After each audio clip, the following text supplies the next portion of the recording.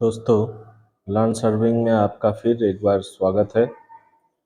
आज का टॉपिक है हम लोग जीपीएस का जो हम लोग वे पॉइंट्स हम लोग कलेक्ट करते हैं कि हम लोग फील्ड में जाके कोई भी एक एरिया हो, उस एरिया का वे पॉइंट्स हम लोग सेव करते हैं जीपीएस में और उसको गूगल अर्थ में कैसे इसको डाटा को इंपोर्ट करते हैं और उसका एरिया कैसे हम लोग निकाल सकते हैं गूगल अर्थ में। ये आज का टॉपिक है लर्निंग का। तो आप लोग देखिए, हम लोग स्टेप वाइज आपको बताएंगे, आप लोग वही चीज़ फॉलो करिएगा, फिर आपको डिजायर्ड रिजल्ट आपको मिल जाएगा। ठीक है, तो आगे बढ़ते हैं हमारा टॉपिक के ऊपर।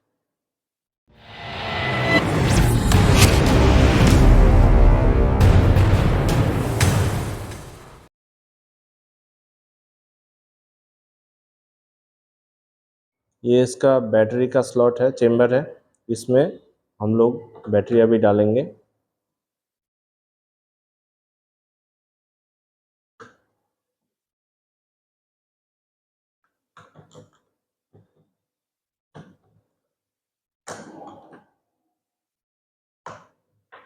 ये डाल दिया, उसके बाद हम इसको ढक्कन लगाते हैं।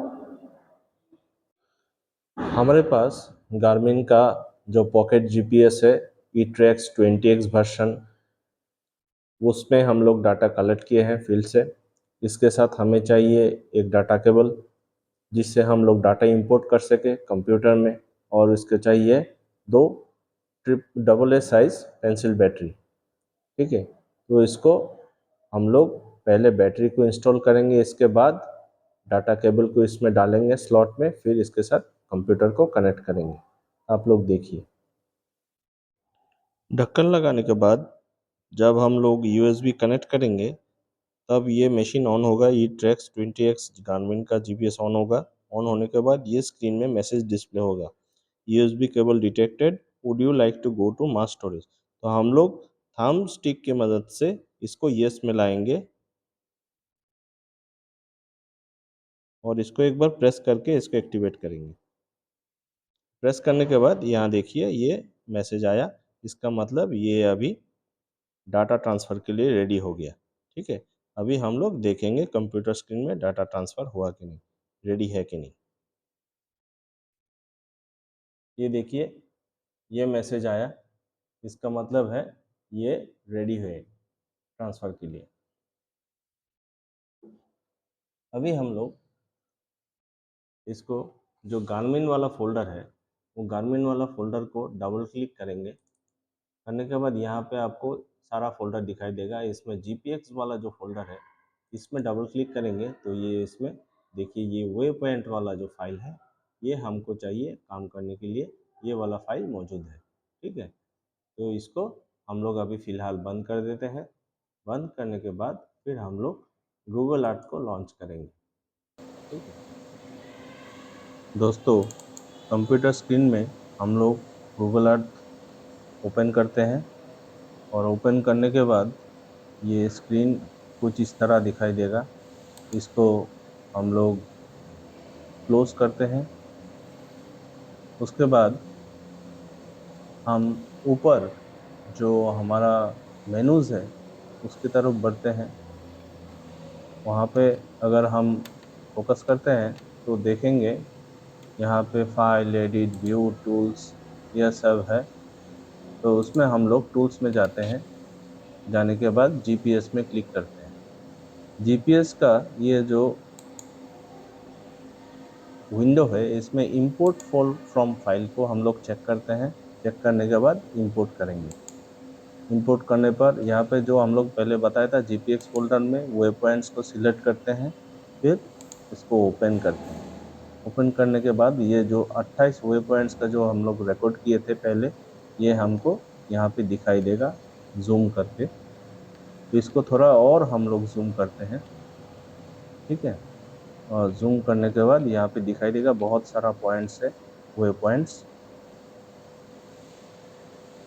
हाँ, तो इसमें आप देखेंगे बहुत सारा पॉइंट्स है, A B C D बोल के भी है, और 1 2 3 ये भी है।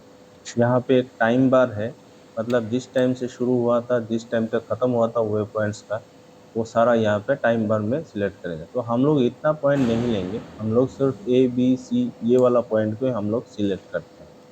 तो सिलेक्ट करने के बाद ये हमारा दिखाई देगा A B C D E F G, उसके बाद एच आएगा यहाँ, फिर आई। ये है हमारा जो ट्रेवर्स का जो एरिया है, ये है। ठीक है, तो इस एरिया को ही हम लोग इसका देखेंगे कि कैसे इसका कितना एरिया आता है, कितना पेरीमीटर आता है, वो हम लोग यहाँ से निकाल सकते हैं। वो कैसे निकालेंगे आप लोग देखिए।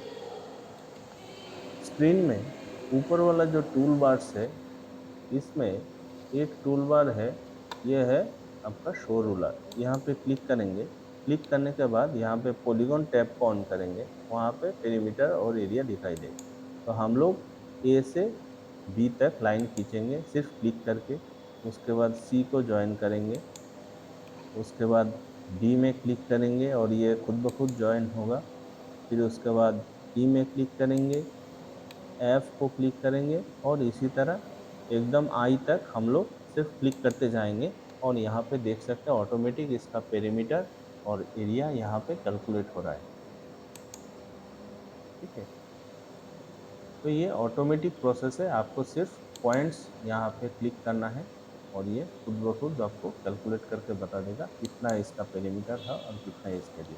इसका पेरीमीटर निकल के आया 346.57 मीटर और एरिया आया 7307.90 मीटर स्क्वायर मीटर।